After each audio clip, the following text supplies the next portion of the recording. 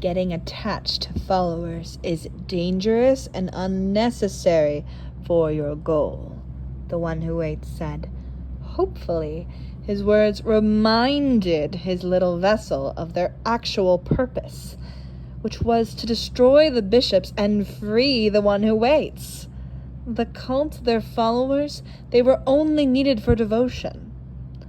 The lamb caring for their cattle would only hold them back. That same lamb then did something no other vessel had done before.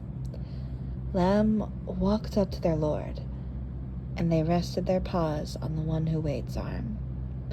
Master, please, the lamb said.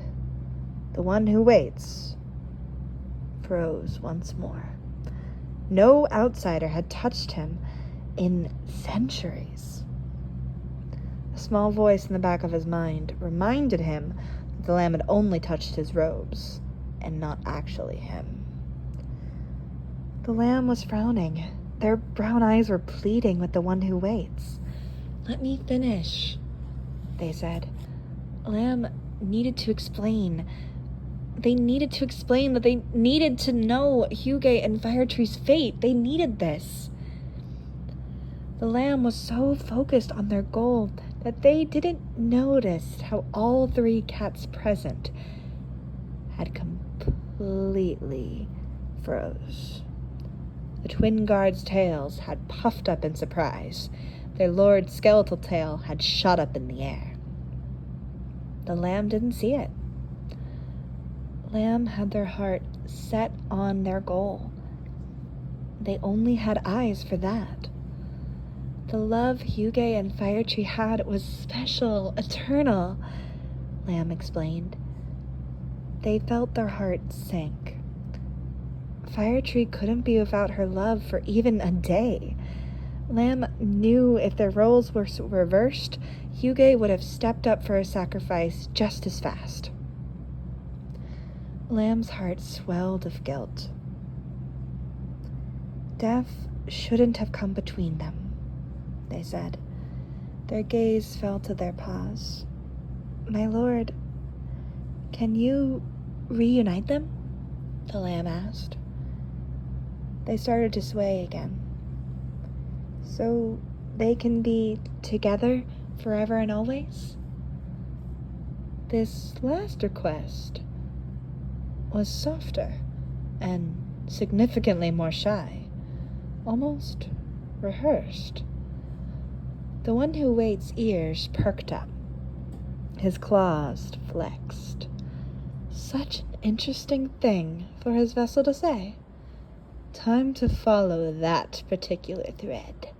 The one who waits placed his paw down to the sands and clouds. Then he swiped the lamb up into his palm. The lamb let out a loud "Bah!" in surprise. Forever and always, he asked. Lamb's paws shot out to balance themselves. Their lord was grinning down at them. He held his tiny and vicious vessel close to his face. Such a romantic notion, little lamb, he teased, which made the lamb stutter. They seemed to be having difficulty responding. Lamb placed their paws behind their back. They inhaled, then exhaled. Their heart was racing again. But they could do this. They could do this. They meekly smiled up at their lord. It's not a crime to believe in love, my lord, they declared. Despite how fantastical it sounded, believing in love has brought lots of comfort to the lamb. And thus you have been in love, the one who waits asked.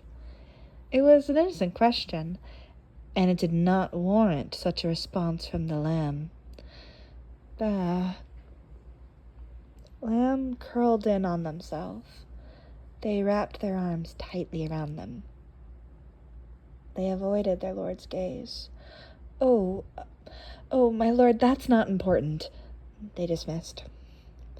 They felt small, crushed by those memories. Lamb remembered their last love. They remembered that pain. That's when they had learned that not all love was genuinely good. Lamb shook their head back and forth to clear it. Their love and their past was for a later day, or hopefully never. But things had changed. The Lamb had seen love. Lamb's ears perked up and they met with their lord's gaze. They knew they had seen real love. But Master, I've seen it. I've seen it with Hugo and Pyre Tree. Lamb cheered. The one who waits squinted down at them. Such nonsense. You saw love, he asked. How did he end up with a vessel like this? They chirped. I'm sure of it. Lamb nodded, which made their curls bounce. The one who waits raised an eyebrow. How did they see love in their followers? He thought. He tapped into his powers, then read his vessel's mind. He was met with a collage of pain, betrayal, and heartbreak. He took a sharp breath in. His ears snapped back, and those blood eyes flashed. He felt ice shoot down his spine. The one who waits paws shook. His chains rattled in protest. His claws curled around the sacrificial lamb. Lamb turned their head back to see what was happening. What the? Master? They asked. Was he in pain? Or was he sending the lamb back home? How? Their lord's voice boomed through the realm. His lips were pulled back in a snarl. Huh? The lamb asked. How do you still love them? At that, the lamb's ears snapped back. Oh no, the lamb shuddered. He read my mind! Lamb focused, and there it was. They could feel the one who waits influence on their mind. Their eyes unfocused. The one who waits pulled the lamb's past up, and they made them see. He made them listen. You loved that traitor. The one who waits hissed. Their memories came flooding back. Lamb saw their love's face, her smile. They could hear his laughter. They couldn't remember their name, but they remembered living in Anchor Deep, wearing old-faced robes and hiding with their love. They remembered Lamb always had kept her hood up at all times, unless the lovers were alone. No one else knew the Lamb's secret. And they sold you out. Those words, Lamb felt it. They saw it. Torches flying through the Lamb's windows. Heretics chasing them down with swords. Lamb had called out for their love only to see their beloved was at the head of the angry mob. Your love betrayed you. Lamb's memories shifted. They felt their chains around their neck. They saw the executioner's blade. They doomed you to your chains. They did, didn't they? And yet, Lamb saw her love smile, and they heard her voice. Lamb's heart ached. Lamb looked down at their paws. They tried to pull themselves back. Their love had to have a reason, right? She didn't just... They had to have a reason. They had to. Deep inside, Lamb wanted to hate their lover for what they'd done, but they couldn't. They couldn't. That love had changed, but it still remained. Yet you still love them. Their lord was disgusted with them. Lamb's ears wilted down to their shoulders. They curled in closer to themselves. The crown floated down. Its singular eye searched the lamb's face. It didn't like what it saw. The crown then nuzzled up to the lamb's cheek. Lamb giggled. They held the crown close. They turned their head and cuddled into the strange creature. They closed their eyes and started to hum. The one who waits was not pleased. How can you speak of eternal love? The one who waits was furious. Vessel! This hypocritical creature has the gall to ignore their master? The one who waits was seething with rage and shock. While the lamb was reconnecting to their own peace that they had found within their own heart, Lamb gave their crown a little squeeze. They smiled. It was time to focus on the now. And in the now, they still had a lot of work to do. First of all, no need to raise your voice with me, my lord. The lamb said gently. With a confident air, they closed their eyes.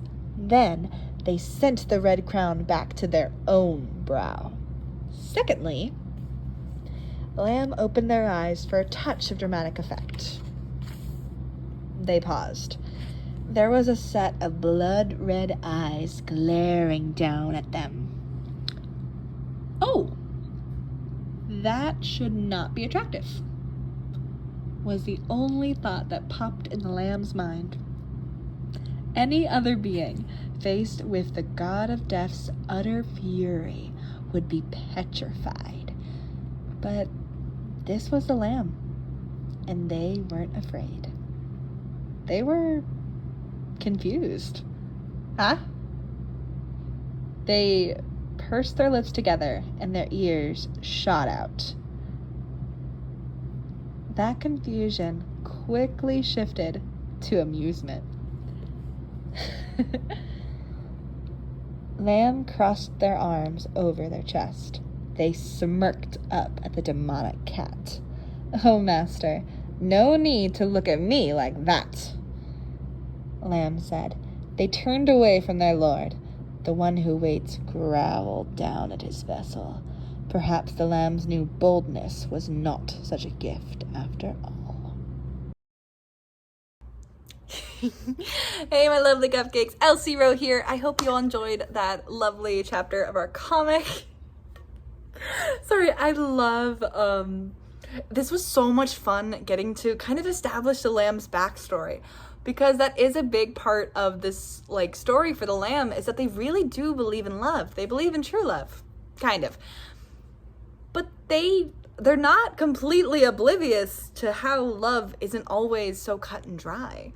And it was really fun. Also, I didn't fully realize this when I was drawing it, but looking back at it, low-key, it's a little, I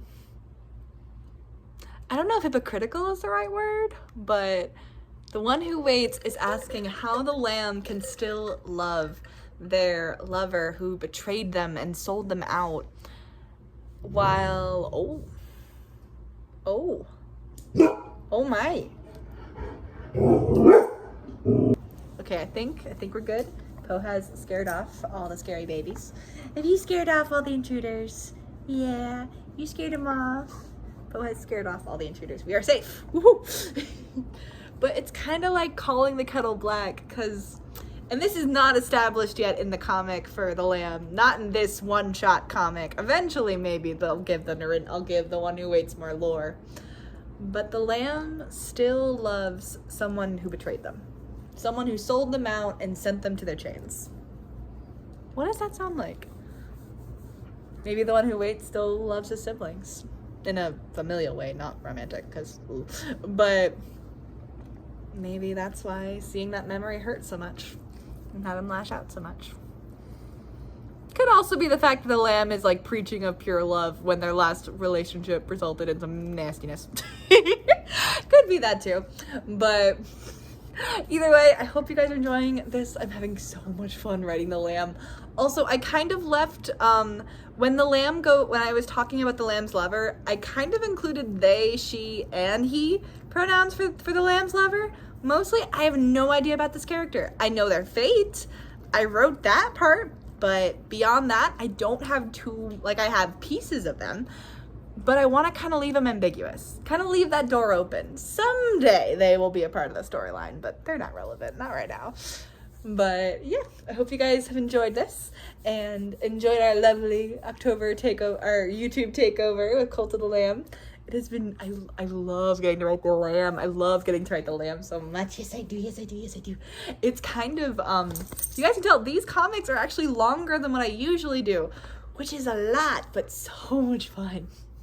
Well, hey, I will see you, I'll see you in the reaction video next. Hi. But we'll be back in the comic next week. Next week. What's happening next week?